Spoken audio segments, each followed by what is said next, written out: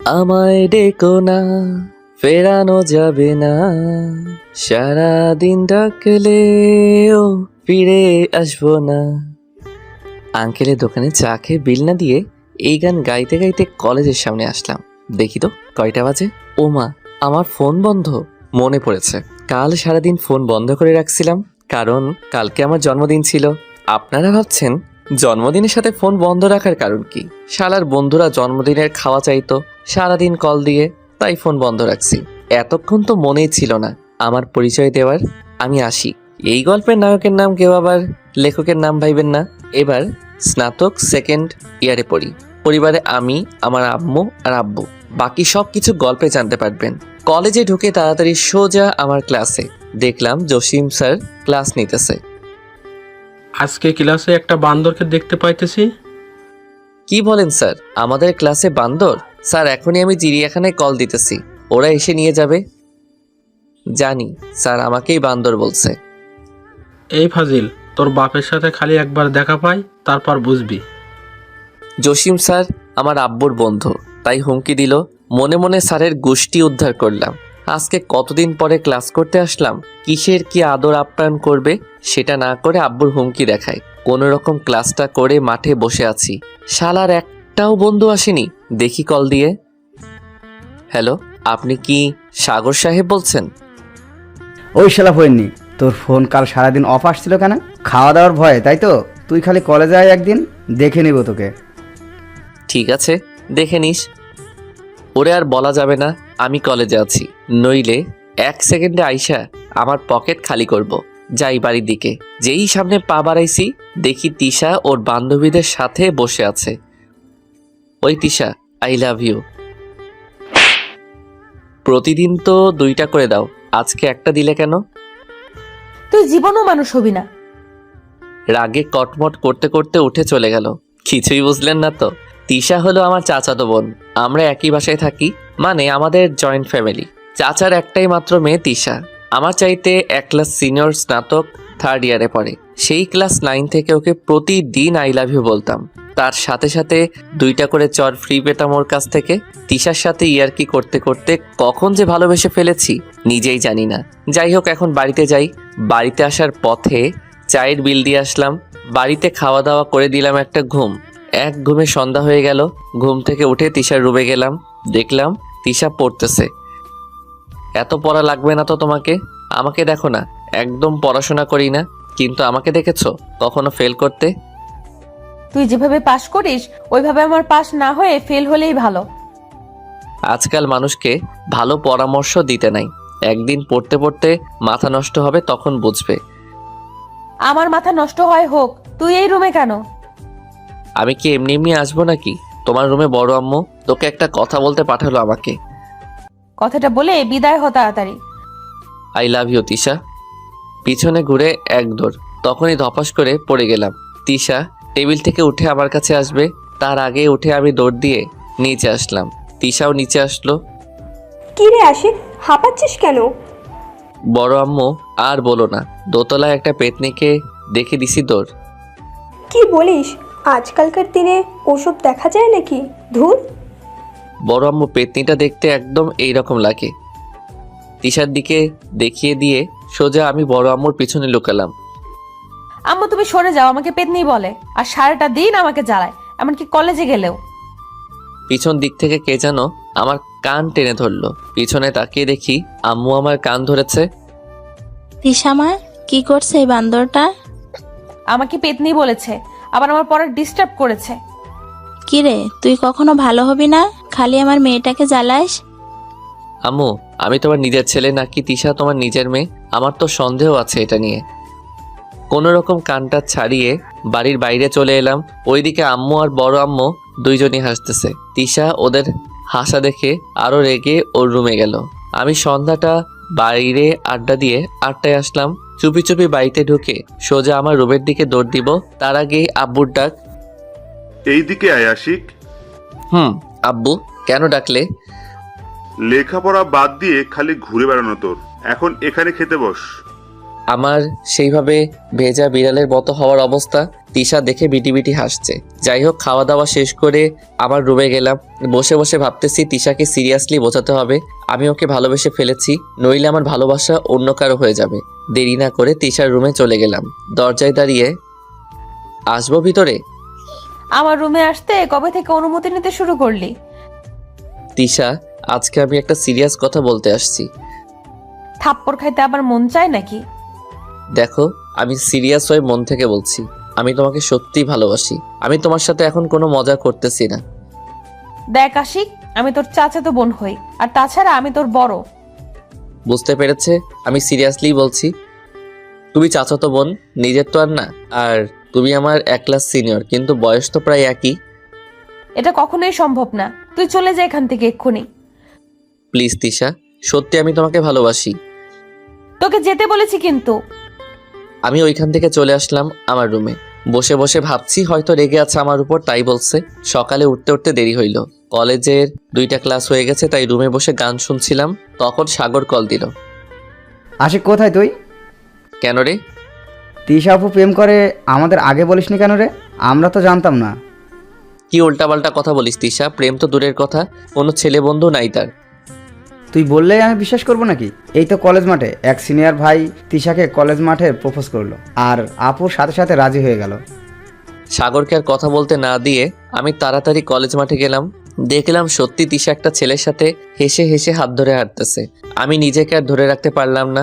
আমি সোজা গিয়ে ছেলেটার হাত তিশার হাত থেকে সরিয়ে নাক বরাবর একটা ঘুষি দিলাম। তারপর আরো কয়েকটা মারলাম। হঠাৎ তিশা ছেলেটার সামনে দাঁড়ালো, ঠাস ঠাস করে 2টা চড় আমাকে মারলো। পুরো কলেজ আমার দিকে তাকিয়ে আছে। তুই আমার চাচাতো ভাই, তুই তোর মতো থাকবি। আমার পার্সোনাল ব্যাপারে কথা বলতে বলছি তোকে? এতদিন অনেক সহ্য করেছি, নেক্সট টাইম তোকে আমার আশেপাশে যেন না দেখি, বখাটে ছেলে কোথাকার। তিশা ছেলেটাকে নিয়ে চলে গেল। আমি সেখানেই দাঁড়িয়ে আছি। তিশা আমাকে থাপ্পড় দিয়েছে পুরো কলেজের সামনে। এতদিন যে থাপ্পড় দিত সেটা 2-1 জনের সামনে। বড় কথা, তিশা আমাকে এতটা ঘৃণা করে আগে জানতাম না। সাগর আমার কাছে এসে আমাকে সাইডে নিয়ে গেল। আমার যেন এখনো বিশ্বাসই হইতেছে না তিশা এটা করলো। তিশা বলেছে ওর আশেপাশে না যাইতে। আর যাব না। সাগরকে বলে আমি বাসায় চলে আসলাম, শুয়ে ঘুমিয়ে গেলাম। অপরদিকে তিশা বাড়িতে এসে একলাই ভাবতে লাগলো, আজকে আমি কি করলাম আশিকের সাথে? এটা কি ঠিক হলো আমার? আবার ভাবে, ওকে তো আমি প্রায় চড় দিই, কিছুই তো মনে করে না। আজকে 5 দিন হলো আমি তিশার সাথে দেখা বা কথা বলি নাই। তিশা যখন কলেজ যেত তখন আমি বাড়িতে থাকতাম। তিশা আসার আগে আমি আবার বাড়ির বাইরে চলে যেতাম। এখন সবার সাথে একসাথে খাওয়া দাওয়া হয় না আমার। আজকে 4-5 দিন থেকে আশিককে কোথাও দেখছি না। সারাক্ষণ আমাকে বিরক্ত করতো, এখন একদম করে না। তারপর আমাকে খুঁজতে আমার রুমের দিকে আসছে তিশা। এদিকে আমি কারো আসা শব্দ শুনে আইডিয়া করলাম তিশা হতে পারে, তাই তাড়াতাড়ি ওয়াশরুমে ঢুকে দরজা লাগাই দিলাম। তিশা আমার রুমে না পেয়ে আমার আম্মুর কাছে যায়। ছোট আম্মু, আশিককে দেখি না কয়দিন থেকে, কোথাও গেছে নাকি? কই না তো তিশা, তবে আগের মতো নেই কেন জানি। ও, আজকে আম্মু আর আব্বু নাকি কার যেন বিয়ে খেতে যাবে। আমাকেও বললো যেতে। আমি বলে দিয়েছি যাব না, মন মেজাজ ভালো নেই তাই। পরে আম্মু আর আব্বু গাড়িতে করে বিয়ে খেতে গেল। ঘন্টাখানিক পর বড় আব্বু কল দিল। আশিক বাবা, আর কিছু বলার আগে কান্না করে দিল। বড় আব্বু, কি হয়েছে? তুমি কান্না করতেছো কেন? তোর আব্বু আর আম্মু অ্যাক্সিডেন্ট করেছে, কেউ আর বেঁচে নেই। তুই তাড়াতাড়ি হসপিটাল আয়। না, এটা হতে পারে না। কাঁদতে কাঁদতে দৌড়ালাম। চোখের সামনে শুধু আম্মু আব্বুর স্মৃতি ভাসছে। আমার এই পৃথিবীতে আব্বু আম্মু ছাড়া কি আছে আর? এটা কখনোই হতে পারে না। চোখ যেন আজকে কোনো কথাই শুনছে না, শুধু পানি বের হইতেছে। কিছুক্ষণের মধ্যে হাসপাতালে চলে আসলাম। দেখি বড় আব্বু একটা চেয়ারে বসে কাঁদতেছে। বড় আব্বু, আমার আম্মু আব্বু কোথায় বলো আমাকে? বড় আব্বু হাত দিয়ে ইশারায় পাশের একটা রুম দেখিয়ে দিল। আমি তাড়াতাড়ি পাশের রুমে গেলাম। দেখলাম সাদা কাপড় দিয়ে ঢাকা 2টা বেডে 2 জন। তখনই এই রুমে বড় আম্মু আর তিশাও চলে আসলো। আমি কাপড় সরিয়ে দেখি আব্বু আর আম্মু ঘুমিয়ে আছে।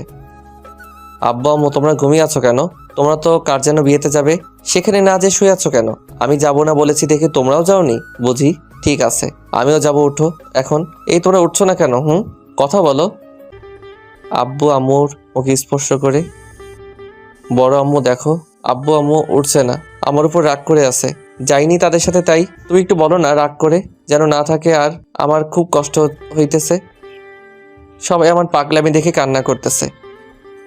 বাবা, সত্যিটা মেনে নিতে হবে, তোমার আব্বু আর আম্মু বেঁচে নেই। না, আমাকে ছেড়ে তারা যেতে পারে না, তোমরা ভুল বলতেছো। সেদিনের পর থেকে আমার জীবনের হাসি আনন্দ সব বন্ধ হয়ে গেছে।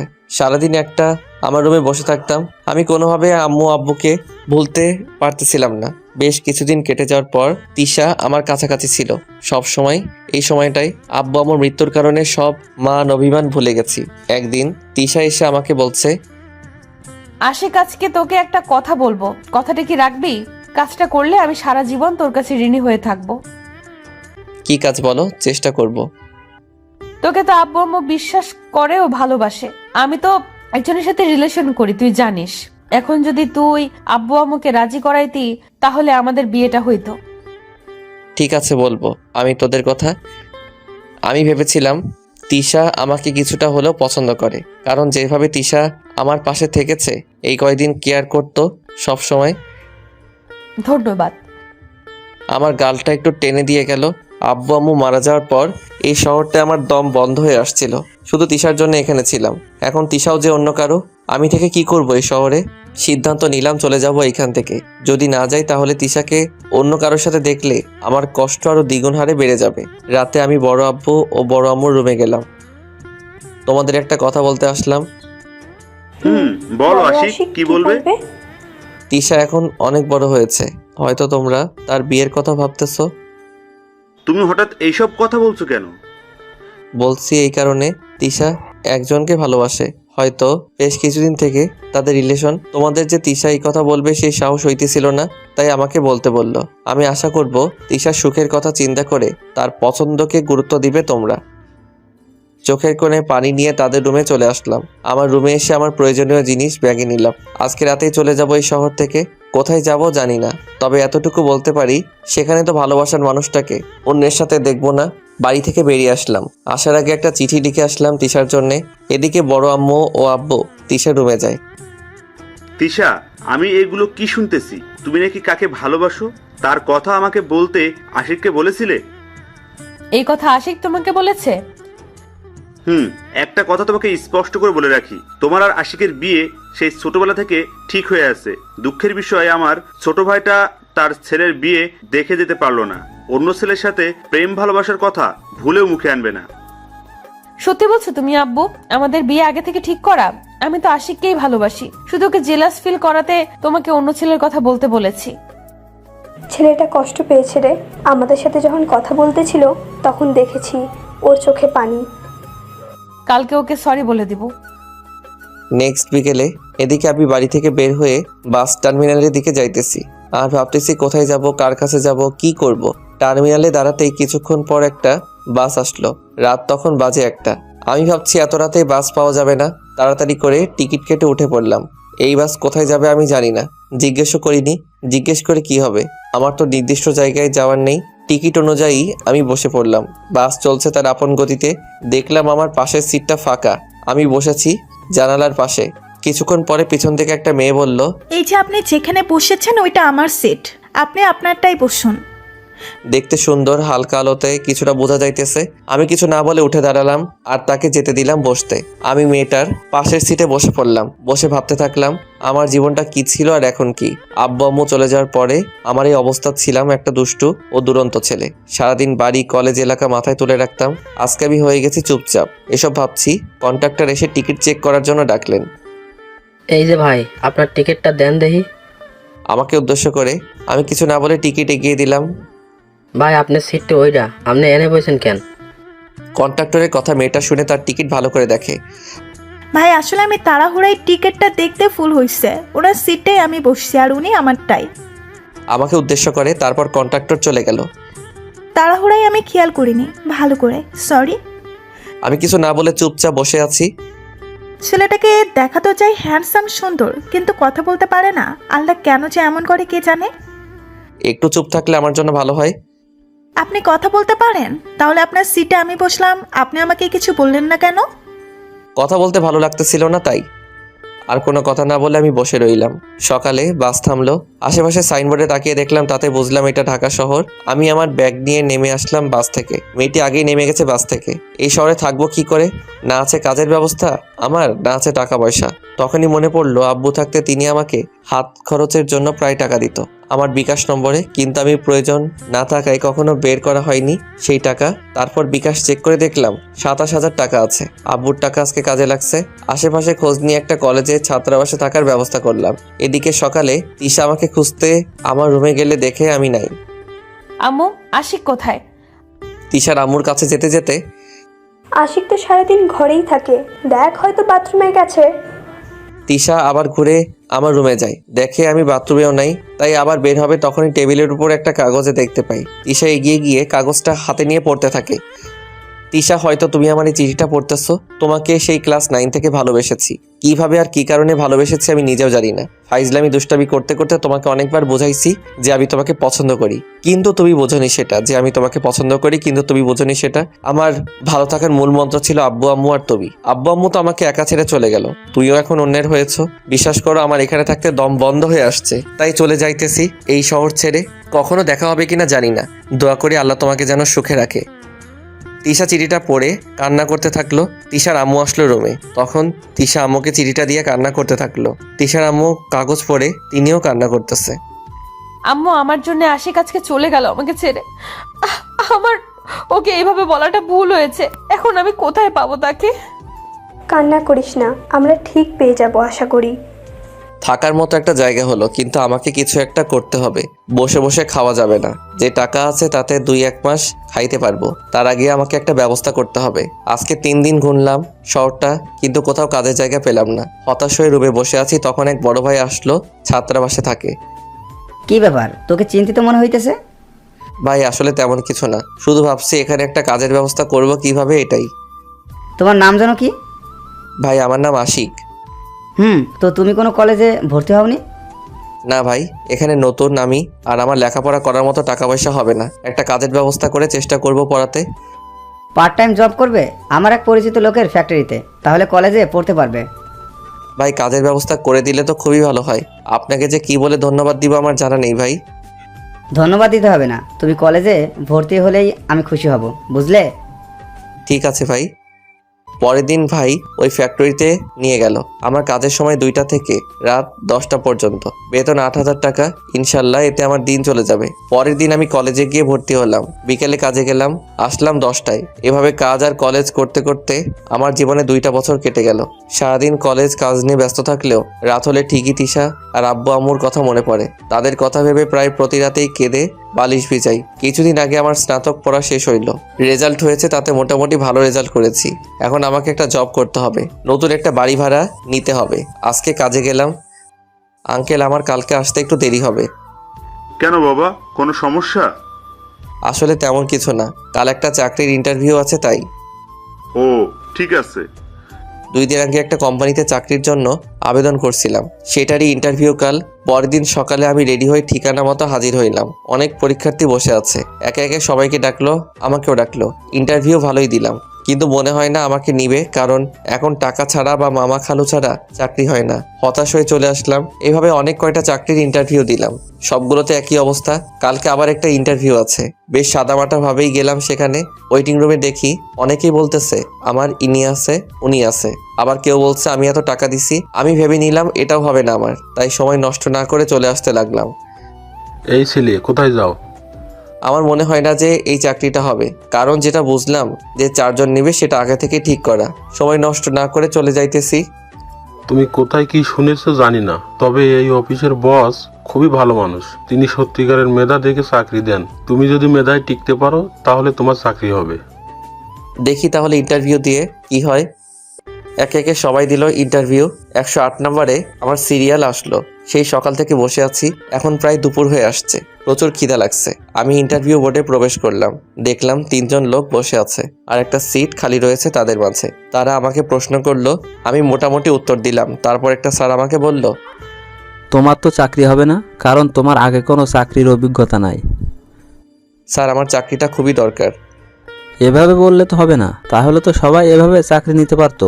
আমরা অভিজ্ঞতা ছাড়া নিতে পারবো না। স্যার প্লিজ, আমার খুবই দরকার। আপনি এখন আসতে পারেন, যান। কি আর করার, তাই টেবিলের উপর থাকা আমার কাগজপাতি নিয়ে ব্যাক হয়ে আসবো। দেখলাম একজন মেয়ে আসলো রুমে, 3জন স্যার মেয়েটাকে সালাম দিল দাঁড়িয়ে। আমি পিছনে না তাকিয়ে বের হইতেছি। আমজাদ সাহেব, ইনি চলে যেতেছে কেন? ইন্টারভিউ দিবে না? ওনাকে ক্যান্সেল করা হয়েছে। ওনার অভিজ্ঞতা নাই আগে জব করার।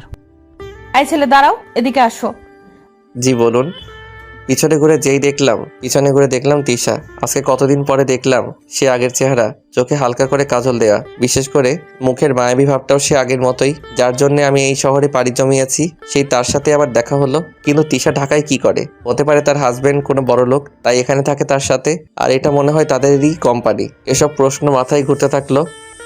আশিক, তুই এখানে এতদিন কোথায় ছিলি বলতো?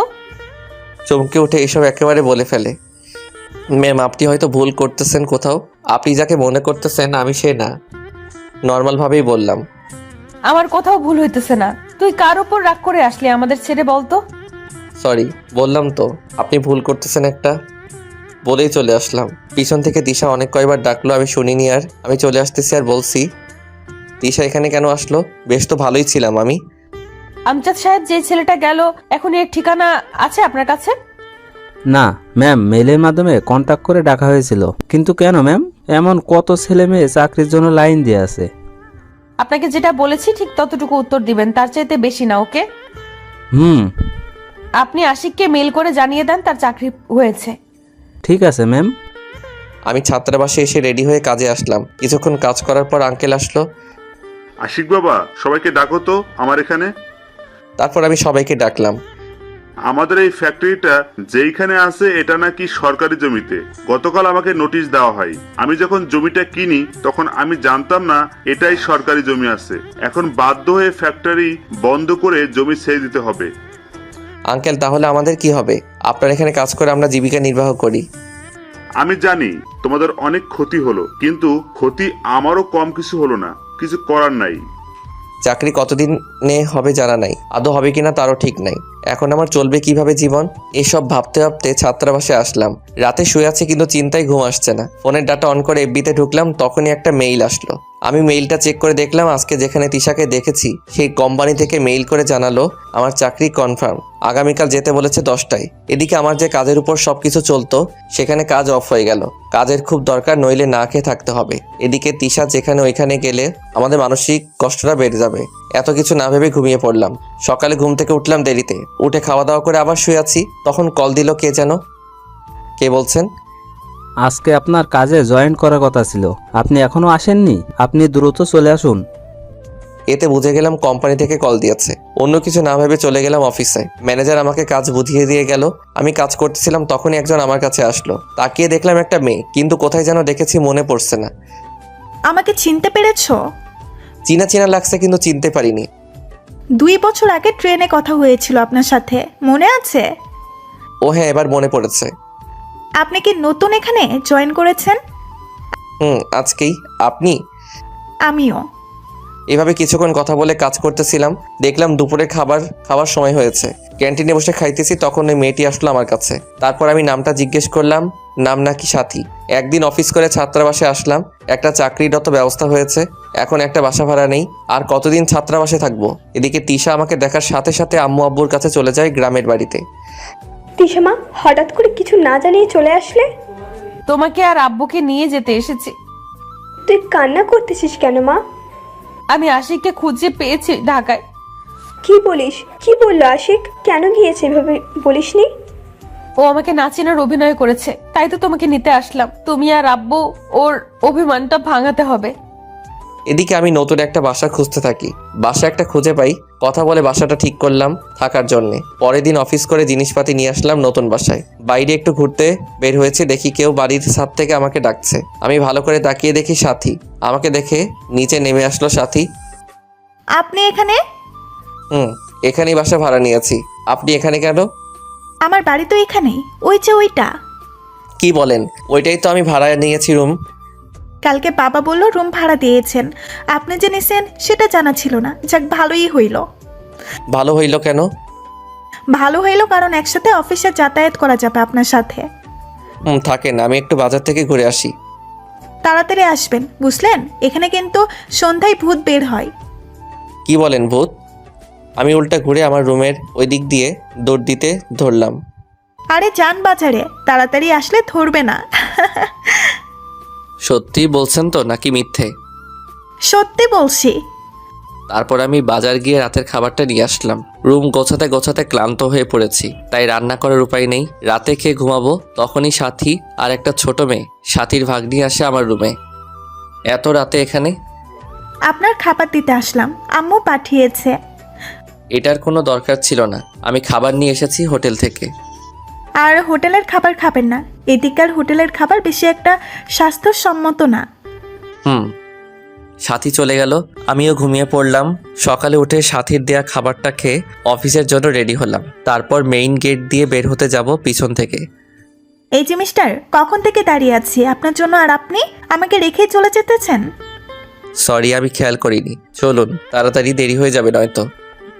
অফিসে এসে কাজ করতেছি একভাবে আমার মতো করে, কেউ যে আমার পাশে বসে আছে খেয়ালই করিনি। হঠাৎ মাথা তুলে দেখি তিশা। অনেকটা অপ্রস্তুত হয়ে গেলাম। আপনি এখানে? আমি এই অফিসের বস, তাই আমি এখানে আসতেই পারি। ও সরি ম্যাম। তোর সরি এর গুষ্টি কিলাই, আমাকে ছেড়ে এখানে এসেছিস কেন? ওইখানে কিভাবে থাকতাম? নিজের ভালোবাসার মানুষকে অন্যের হতে দেখতাম চেয়েছে। এগুলো কথা আপনাকে বলছি কেন? আপনি তো কখনো কাউকে ভালোবাসেননি যে জানবেন। সেদিন তোকে জেলাস ফিল করানোর জন্য বলেছিলাম আমি কলেজের ছেলেটাকে ভালোবাসি। পুরোনো কথা বাদ দেন, ওগুলো আর মনে করতে চাই না। এখন আপনি অফিস সংক্রান্ত কোনো কথা থাকলে বলেন। তিশা কিছু না বলে মন খারাপ করে চলে গেল। এখন আর পুরোনো কথা মনে করিয়ে লাভ কি? তিশার তো বিয়ে হয়ে গেছে, হয়তো ঢাকায় থাকে তার স্বামী। দেখলাম চোখের কোণে একটু পানি গড়িয়ে পড়ছে। তাড়াতাড়ি সেটা মুছে নিয়ে কাজে বসে পড়লাম। লাঞ্চ টাইমে সাথী আসলো, আমাকে নিয়ে ক্যান্টিনে গেল। সাথী আর আমি খাইতেছি, দেখলাম তিশা পাশের টেবিলে বসে আমাদের একসাথে দেখে রাগে গজগজ করতেছে। সাথী, এখানে কি তোমরা ঘুরতে আসছো নাকি? না তো ম্যাম, অফিসে আসছি। ইনি কে হয় তোমার? কলিগ সাথে বন্ধু। নেক্সট টাইম যেন তোমাকে এর সাথে দেখি না, বুঝলে কথা?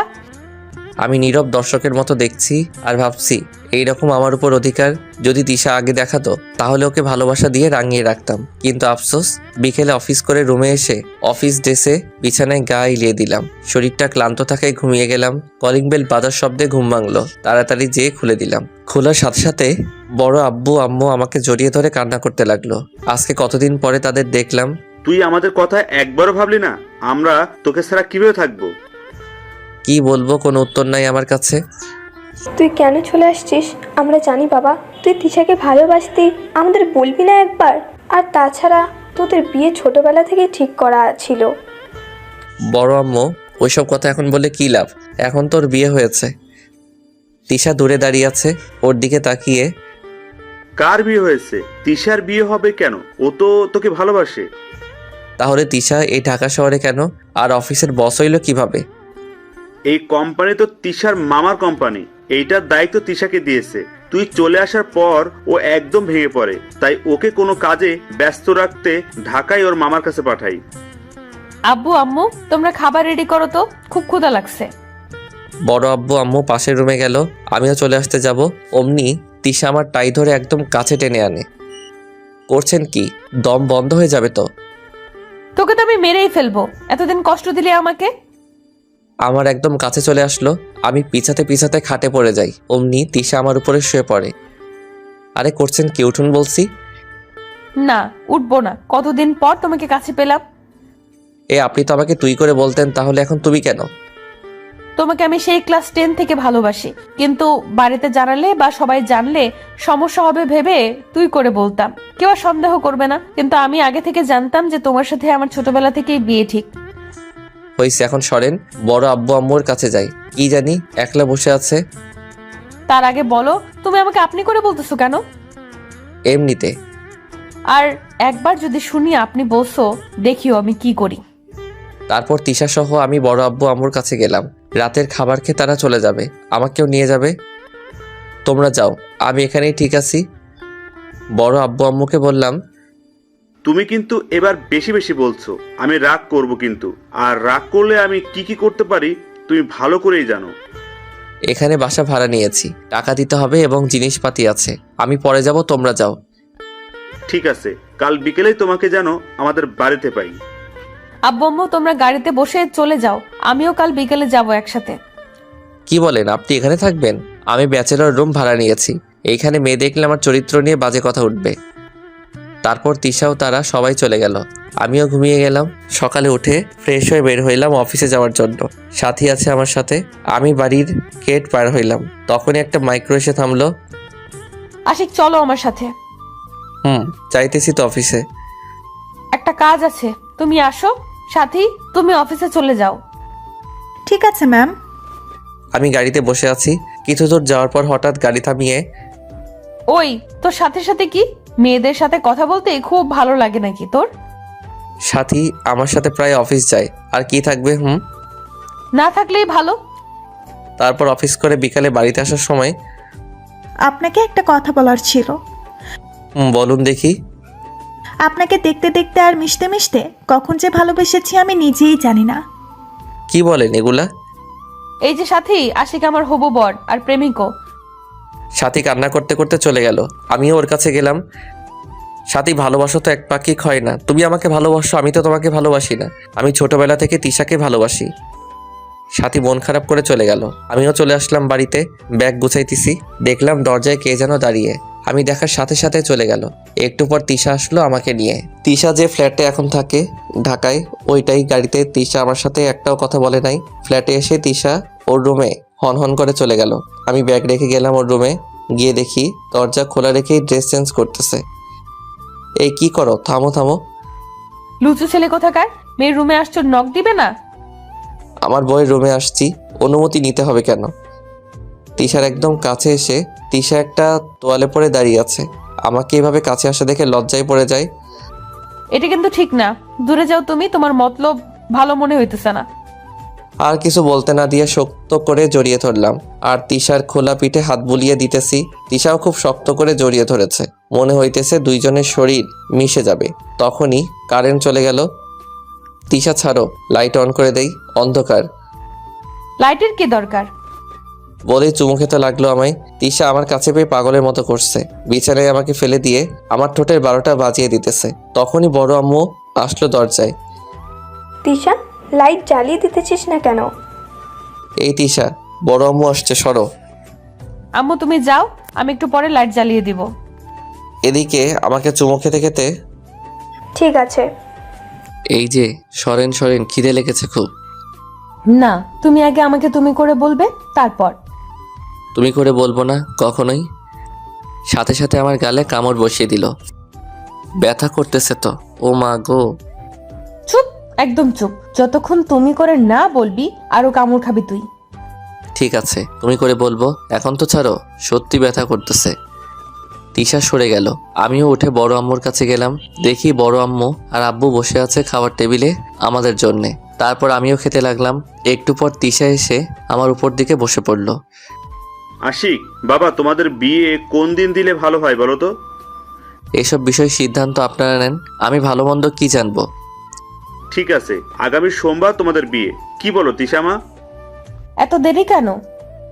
আব্বু আম্মু সবাই হাসতেছে তিশার কথা শুনে। আমি তো মাথা নিচু করে খাইতেছি। এই মেয়েটার হুঁশ জ্ঞান কম নাকি, আল্লাহই ভালো জানেন। সকালবেলা শরীর ভিজে থাকার কারণে ঘুম ভেঙে গেল। তাকিয়ে দেখি তিশা মগ হাতে দাঁড়িয়ে আছে। তুমি আমাকে ভিজিয়ে দিলে কেন? তোকে কখন থেকে ডাকতেছি, ওঠার নাম গন্ধ নেই। তাই বলে পানি ঢেলে দিবে? এখন তো পানি ঢেলে দিতেছি, বিয়ের পর দেখবি কি কি করি।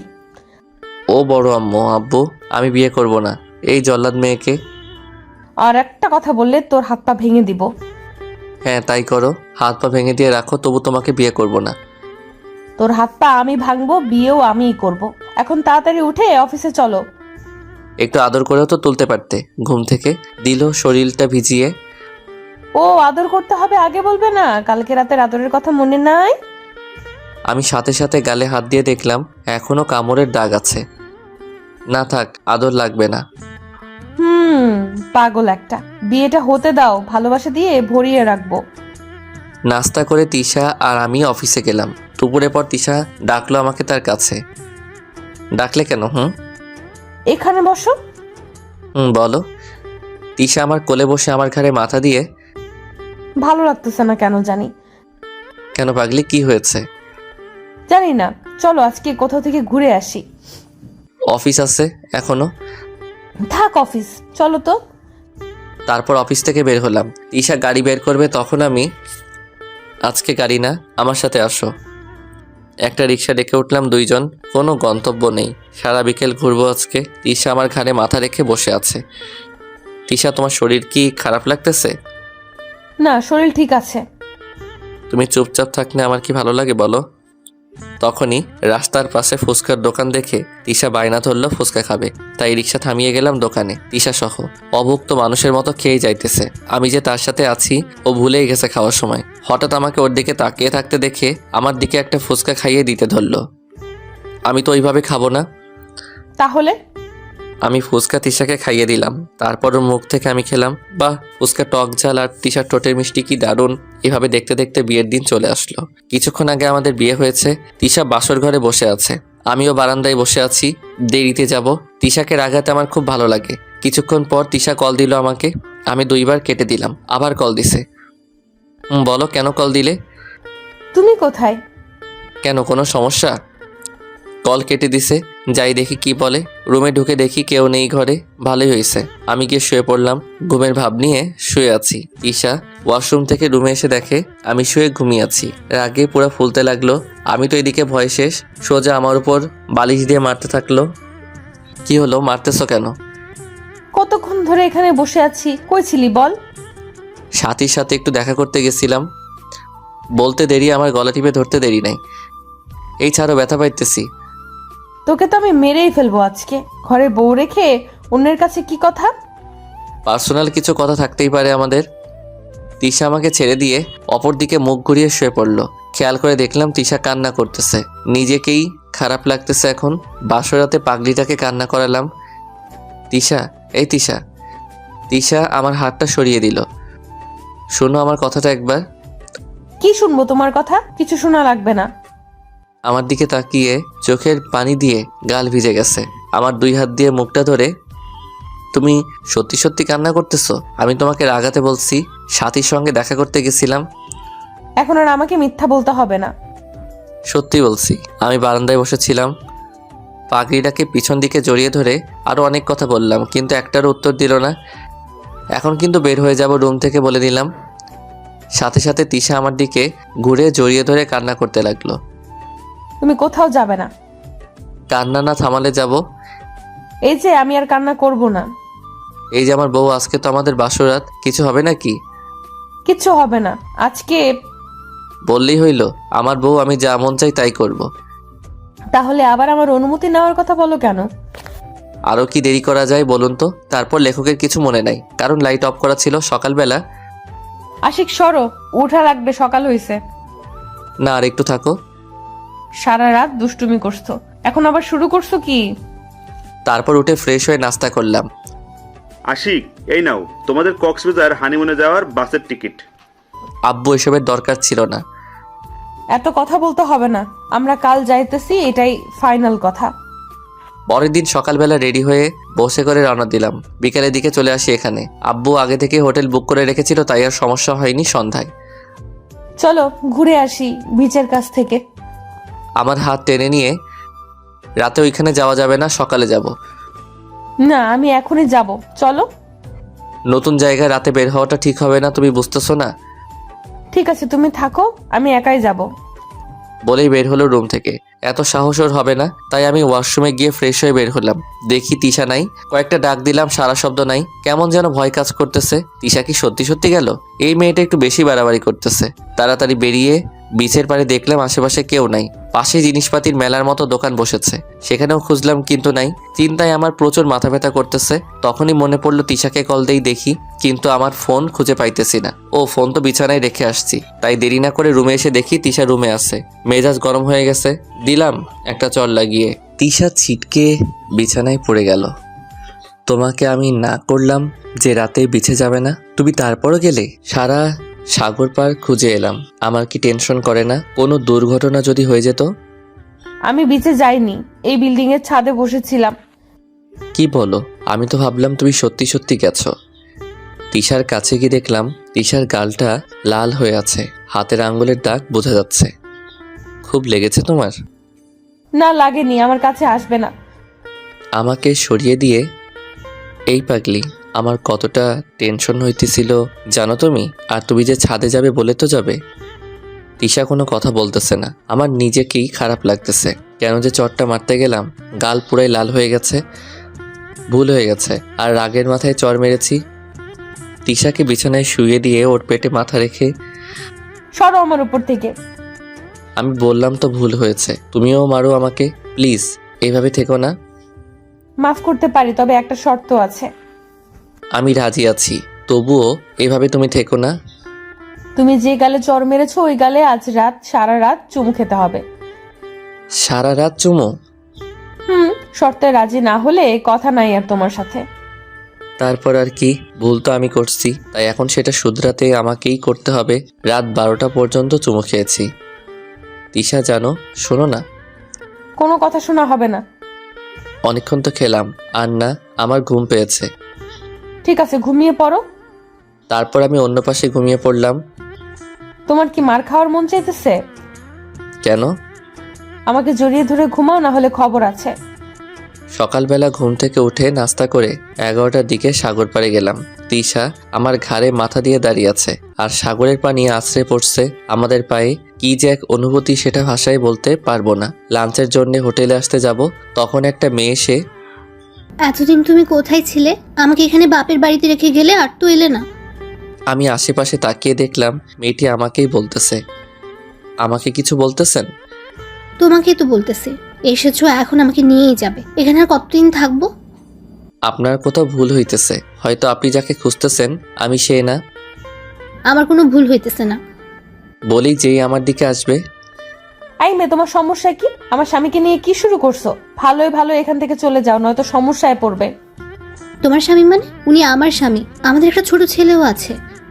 তিশা কিছুটা দূরে সরে গিয়ে আমার দিকে কেমন একটা নজরে তাকালো। তিশা মনে মনে ভাবছে, আশিক মাঝে আমার মধ্যে দূরত্ব ছিল, তখন কি সে অন্য একটা বিয়ে করেছে?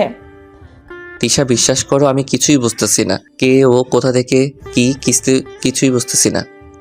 সত্যি করে বলো তো আশিক, আমাদের কাছ থেকে চলে আসার পরে তুমি কি বিয়ে করেছিলে? কি বলতেছো তিশা? আমি বিয়ে করব কেন? আমি এই মেয়েটাকে চিনি না বলতেছি। তাহলে ইনি কি মিথ্যা বলতেছে? বিশ্বাস করো আমি কারোর সাথে সম্পর্কেও জড়াইনি, আর বিয়ে তো দূরের কথা। গলাটা ভারী হয়ে আসছে আর চোখ ভিজে গেল। কিছুক্ষণের মধ্যে বেশ কিছু মানুষ জমতে শুরু হলো। ভাইরা দেখেন তো এই মহিলা কি বলতেছে, আমি নাকি তার স্বামী হই। আপনারা কিছু মনে করবেন না, এই মেয়েটা পাগলি, সারাদিন সাগর পাড়ে ঘুরে বেড়ায়। ওর স্বামী ওকে ছেড়ে চলে গেছে, তাই যাকেই দেখে তাকেই ওর স্বামী ভাবে। কি বলবো, বুকের উপর থেকে একটা পাথর সরে গেল। সেখানে আর না থেকে হোটেলে ডাইরেক্ট চলে আসলাম। এসে শুয়ে আছি, মাথাটা প্রচুর ব্যথা করতেছে। তিশা আমার কাছে এসে বসলো। সত্যি বলতে মেয়েটা যেভাবে বলতেছিল তাই তোমাকে বলেছি। তুমি বিয়ে করছো নাকি? আমাকে ক্ষমা করে দাও। আমার মাথায় হাত বুলিয়ে আমি কিছু না বলে পাগলিটার কোলে মাথা দিয়ে শুয়ে আছি। খারাপ লাগতেছে। মাথাটা প্রচুর ব্যথা করতেছে। দাঁড়াও, টিপে দিতেছি। তিশার নরম হাতের ছোঁয়ায় অনেকটা ভালো লাগতেছে। তিশা হইছে, এখন শুয়ে রেস্ট নাও তুমি। এখানে কি শুয়ে রেস্ট নিতে আসছি নাকি? তাহলে কি করতে? তিশা কিছু না বলে আমার ঠোঁটের সাথে তার ঠোঁট এক করে দিল। পাগলের মতো ঠোঁটে চুমু খাইতেছে, মাঝে মাঝে কামড়ে দিতেছে। তাই নিজেকে ছাড়িয়ে নিয়ে, তুমি কামড়াইতেছো কেন? ব্যথা পাইতেছি। আমার স্বামী, আমি কি করি? বলি আবার শুরু করলো। তারপর দুজনে হারিয়ে গেলাম এক সুখের রাজ্যের সন্ধ্যায়। এই উঠো, ফ্রেশ হতে হবে। না, আমি উঠবো না। আমার বুকে নিজেকে শক্ত করে চেপে ধরে কোনো উপায় না পেয়ে তিশাকে কোলে করে ওয়াশরুমে নিয়ে গেলাম। ওকেও ফ্রেশ করলাম, আমিও করলাম। তারপর খাওয়া দাওয়া করে, তিশা চলো বাসায় চলে যাই, এখানে ভালো লাগতেছে না। ঠিক আছে, কখন যাবে? কাল সকালেই যাই তাহলে। ওকে, আমি তাহলে জিনিসপাতি গুছিয়ে রাখি। আমি রিসোর্টের বারান্দায় দাঁড়িয়ে আছি। এখন থেকে সমুদ্রের বিশালতা অনুভব করা যায়। হঠাৎ করে আব্বু আম্মুর কথা মনে পড়ে গেল। আজকে তারা বেঁচে থাকলে কত সুন্দর হইতো, কতটা খুশি হইতো। এটা শুনলে যে তিশাকে আমি বিয়ে করেছি, চোখের কোণ দিয়ে পানি অটোমেটিক গড়িয়ে পড়ছে। তিশা পিছন থেকে জড়িয়ে ধরে আছে, সেদিকে আমার কোনো খেয়াল নেই। আশিক, এদিকে আসো তো। বলেই আমাকে নিয়ে বিছানায় শুয়ে দিল। আমার মাথাটা ওর কোলে দিয়ে কান্না করবে না একদম, আব্বু আম্মু চলে গেছে, তুমি কান্না করে কি তাদের আরো কষ্ট দিতে চাও? এভাবে থাকতে থাকতে ঘুমিয়ে পড়ি। মধ্যরাতে দেখি আমি এখনো তিশার কোলে, পাগলিটা খাটে হেলান দিয়ে বসে বসে ঘুমাইতেছে। আমি ওকে আমার বুকে নিয়ে শুয়ে পড়লাম। পরের দিন সকালে আমি আর তিশা বেরিয়ে পড়লাম ঢাকার উদ্দেশ্যে। বিকেলে চলে আসলাম, দেখি বাড়িতে একটা মহিলা আর লোক। মামা মামি তোমরা এখানে? আসলাম। এইটা বুঝি তোর স্বামী? এই হইতেছে আশিক। আমি সালাম দিলাম, উত্তর না নিয়ে কেমনভাবে তাকালো আমার দিকে। তাতেই বুঝলাম আমাকে পছন্দ করে নাই। আমি আর কথা না বলে উপরের রুমে গেলাম। রেস্ট নিয়ে বাইরে বের হব, দেখি বারান্দায় কারো হাসির আওয়াজ ভেসে আসছে। এইখানে কার হাসি দেখার জন্য গেলাম, দেখি একটা ছেলে আর তিশা হাসাহাসি করছে। সত্যি বলতে বুকের ভিতরটা কেমন যেন নড়ে উঠল। ওদের সামনে গেলাম, দেখলাম তিশা হাসাহাসি বন্ধ করে দেয়। তোমাদের ডিস্টার্ব করলাম, জানতাম না তোমরা এখানে, নইলে আসতাম না। ডিস্টার্ব করবে কেন? এইটা হইতেছে আমার মামাতো ভাই সোহেল। বলেই চলে আসলাম। রাতে শুয়ে শুয়ে ফেসবুকিং করতেছি, তিশা আসলো আমার কাছে, এসে আমার উপর শুয়ে পড়লো। এটা কি হলো? কিছু না। আয় আশিক, শোনো না। বলে ফেলো। আমার দিকে তাকাও। বলতে থাকো তো। তিশা ছো মেরে আমার হাত থেকে ফোনটা কেড়ে নিয়ে মেঝেতে ছুঁড়ে মারে। আমার স্বাদের ফোনটা টুকরো টুকরো হয়ে গেল। কি করলে? আমার ফোনটা তো শেষ হয়ে গেল। উঠে মেঝের দিকে যাব। কই যাস তুই? চুপচাপ এখানেই থাক, নয়তো খবর আছে তোর। তিশার দিকে তাকিয়ে দেখি সত্যি সত্যি রেগে গেছে। ভয়ে চুপসে গেলাম, হ্যাবলার মতো তাকিয়ে আছি ওর দিকে। তুমি এখনই যেখানে থেকে পারো আমার জন্য বকুল ফুল নিয়ে আসবে আর আচার নিয়ে আসবে, যাও। আমি কোথায় থেকে আনবো এত রাতে? কাল নিয়ে আসবো। আমার এখনই লাগবে, এখন না আনলে তোমার ফোনের মতো তোমাকেও ভেঙে ফেলবো বলে দিলাম। আমি পড়লাম এক মহা ঝামেলায়। রাতে কোথায় পাবো বকুল ফুল? না এনেই বা কি করব? আজকে তিশা আমার কাছে কিছু চাইলো, সহজেও চায় না। বেরিয়ে পড়লাম রাস্তায়, আনমনে হেঁটেই যাইতেছি। রাস্তার ল্যাম্পপোস্টের দিকে তাকিয়ে তাকিয়ে এক দোকান থেকে আচার নিয়ে বাড়ি যাইতেছি। তিশাকে কোনোভাবে বোঝাতে হবে বকুল ফুল নাই, গ্রাম হলে সব জায়গায় পাওয়া যেত। কি মনে করে রাস্তার পাশে দাঁড়ালাম, দেখি বৃষ্টি পড়তেছে হালকা। ভালো করে লক্ষ্য করে দেখি বকুল ফুল পড়তেছে। খুশি হয়ে হাত ভর্তি করে ফুল নিলাম। বাসায় এসে কলিং বেল দিলাম। একটু পর তিশা খুলে দিল। তোমাকে রাগ করে আনতে বসছি বলে তুমি সত্যি সত্যি আনতে চলে যাবে? তুমি আমার কাছে কিছু চাও না? আজকে চাইলে আমি কি না করতে পারি? রুমে এসে শুয়ে পড়লাম, তিশা আর আমি। এই আশিক, বলো। আমাদের কিন্তু হানিমুনে কিছুই হয়নি। কে বলছে কিছু হয়নি? আমরা সাগর দেখলাম ওইখানে গিয়ে। গাধা কোথাকার! তুমি গাধার তাহলে বউ গাধি? এই গাধাকে আমাকেই মানুষ করতে হবে। তারপর আমরা হারিয়ে গেলাম দুজনের মাঝে। সকালবেলা আমি আর তিশা অফিস যাইতেছি রিক্সায়। একটু পরে সোহেল আসলো গাড়ি নিয়ে, রাস্তায় আমাদের সামনে। তিশা, রিক্সায় তুমি যাইতেছো কেন? আসো আমার গাড়িতে আসো, আমি পৌঁছে দিতেছি। ঠিক আছে আশিক, আসো, গড়িয়ে যাই। তিশা, তোমার সমস্যা হইতেছে, তুমি যাও গাড়িতে, আমি রিক্সায় ঠিক আছি। ঠিক আছে, আমি গেলাম অফিস। এই বলে চলে গেল। আমার মনটা সত্যিই খারাপ হয়ে গেল। অফিসে এসে কাজ করে দুপুরে লাঞ্চ করতে গেলাম না, অফিসেই বসে বসে সময় কাটালাম। তিশা এসেছিল আমাকে ডাকতে, আমি বলে দিয়েছি খিদে নাই। রাতে বাসায় আসলাম, বড় আব্বু আম্মু আজকে বলল তারা নাকি বাসায় চলে যাবে। আয়নার সামনে তিশা বসে বসে চুল চিরুনি করতেছে। আমি গিয়ে তিশাকে দাঁড় করিয়ে শক্ত করে জড়িয়ে ধরলাম। চোখ দিয়ে পানি বের হয়ে আসছে। তুমি কান্না করতেছো কেন? কি হয়েছে? কিছু না বলে আরো শক্ত করে জড়িয়ে ধরলাম। এই পাগল, কি হয়েছে বলো আমাকে। তিশা, আমি তোমাকে খুব খুব ভালোবাসি। তোমাকে অন্য কারোর সাথে দেখলে বা কথা বলতে দেখলে আমার হিংসে হয়, তোমাকে হারানোর ভয় কাজ করে। তিশা কিছু না বলে কান্না করতেছে। তিশা, আমি একটা সিদ্ধান্ত নিয়েছি, আমরা গ্রামে চলে যাব। আব্বুর যেটুকু আবাদি জমি আছে ওইখানে ছোট একটা ঘর বানিয়ে তুমি আর আমি থাকবো। জমিতে চাষাবাদ করে আমাদের সংসার চালাবো। এতে তুমি কি বলো? তুমি যেটা ভালো মনে করো সেটাই। তুমি যেখানে থাকবে ওখানেই আমিও থাকবো। কালকে বড় আব্বু আম্মুর সাথে চলে যাব বাড়িতে। পরের দিন সকালে আব্বু আম্মু সহ আমরা গ্রামের বাড়ি চলে আসি। সেই বাড়িটার সামনে দাঁড়িয়ে মনে পড়ে গেল পুরনো দিনের কথা। ভিতরে ঢুকে আমার রুমে গিয়ে ফ্রেশ হয়ে আব্বু আম্মুর সাথে কথা বলতে চলে আসলাম তাদের রুমে। সাথে তিশাও আসলো। আশিক, তুমি কি কিছু বলবে? এসেই আমার কাছে আসলে যে? আব্বু তেমন কিছু না, বলছিলাম আমি তো এখন এসে গেছি, তোমাকে আর কোনো কাজ করতে হবে না, তুমি বাসায় রেস্ট নিবে এখন থেকে। আমি এখনো ব্যবসা সামলাতে পারবো, বুড়ো হয়নি রে। মাঝে মাঝে যাবে, তবে প্রত্যেক দিন না, একটা কাউকে ব্যবসায় রেখে দাও। কাউকে মানে? তুই থাকতে কাকে রাখবো? কাল থেকে তুই যাবি। আমি আব্বুর যেটুকু জমি আছে ওইখানে চাষাবাদ করব, তোমার ব্যবসায় আমি যাব না। এবার কিন্তু আমি তোর উপর রাগ হবো সত্যি সত্যি। আমার কোনো ছেলে আছে তুই ছাড়া? আমার যা কিছু আছে সবই তো তোর। ঠিক আছে, তুমি বাড়িতে সময় দিবে এখন থেকে। তারপর এইভাবে চলে গেল একটা বছর। একদিন রাতে বাসায় আসলাম, এসে কলিং বেল বাজালাম। তিশা দরজা খুলে লাফ দিয়ে আমাকে জড়িয়ে ধরলো। কি ব্যাপার, আজকে তোমাকে খুব খুশি খুশি লাগতেছে? বাহ, সুন্দর করে সেজেছো দেখি।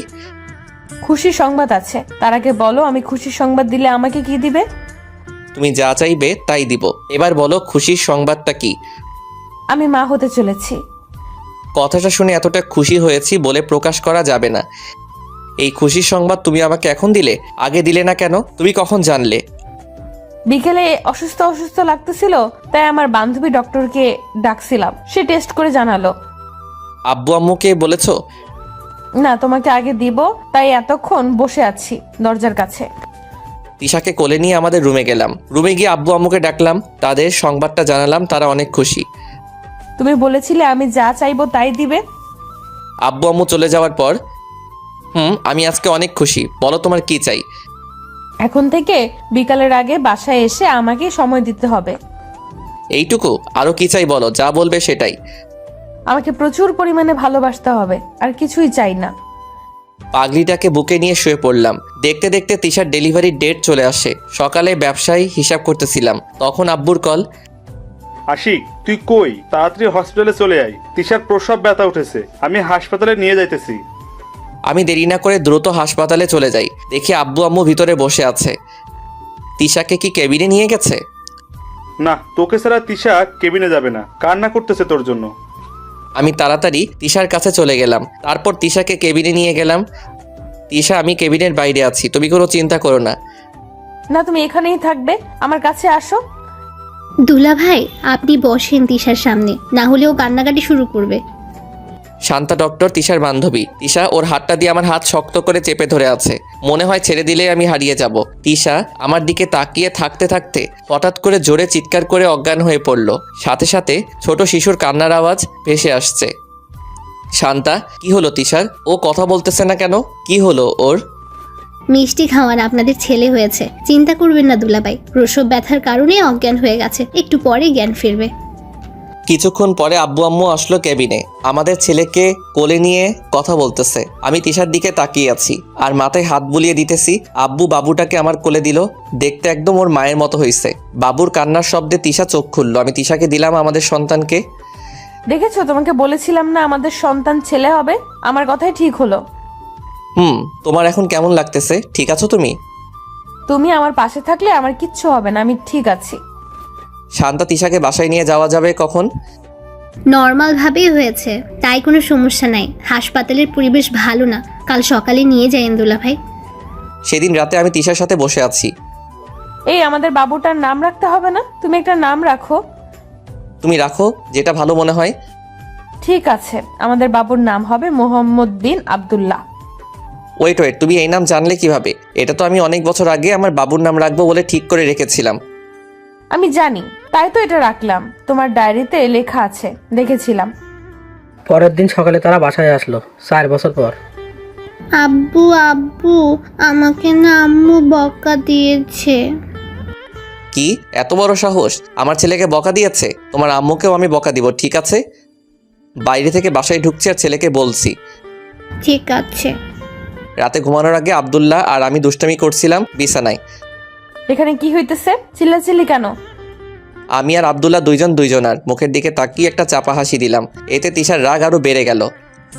আব্বু, আজকে তোমার খবর আছে, যা রেগে গেছে আম্মু। আব্দুল্লাহ আমার ফোন নিয়ে কার্টুন দেখতেছে বিছানায়। তিশা আয়নার সামনে দাঁড়িয়ে চুল ঠিক করছে। আমি পিছন দিয়ে তিশাকে জড়িয়ে ধরলাম। ছাড়ো আমাকে, কি করছোটা কি? আমি আমার বউকে ধরেছি, ছাড়ার কোনো প্রশ্নই ওঠে না। এখন ভালোবাসা উতলে পড়ছে, তাই না? ছেলেকে পেলে তো আমাকে ভুলে যাও তুমি। সব ভালোবাসা ছেলেকেই দেয়, আমাকে দেয় না। ওলে বাবালে, আমার পাগলিটা রাগ করেছে, আসো একটু আদর করে দেই। এই ছাড়ো, বাবু আছে তো এখানে, চলো ঘুমাবে এখন, আসো। আমি শুইলাম, আমার সাথে তিশা আর তিশার ওই পাশে আব্দুল্লাহ। কিছুক্ষণের মধ্যে তিশা আর আব্দুল্লাহর ঝগড়া বেঁধে গেল। তিশা আমার পাশে শুয়ে থাকবে, আব্দুল্লাহ বলে সেও আমার পাশে থাকবে। এই যে আপনারা থামেন, এই যে আমি মাঝে শুইলাম, এখন আমি দুইজনেরই পাশে। তারপর তিশা আমার বুকে মাথা দিয়ে শুয়ে পড়ল, এদিকে আব্দুল্লাহও শুয়ে পড়ল। কিছুক্ষণ পরে আমার ঠোঁটে কিছু একটা অনুভব করতে পারলাম। চোখ খুলে দেখি তিশা আমাকে কিস করতেছে। এটা তিশার প্রত্যেক দিনের কাজ। পাশে তাকিয়ে দেখি আমার ছেলে আমাকে ধরে ঘুমিয়ে আছে। এভাবেই পার করে দিতে চাই সারাটা জীবন। বেশ সুখে শান্তিতে কাটছে আমাদের জীবনের পথ চলা।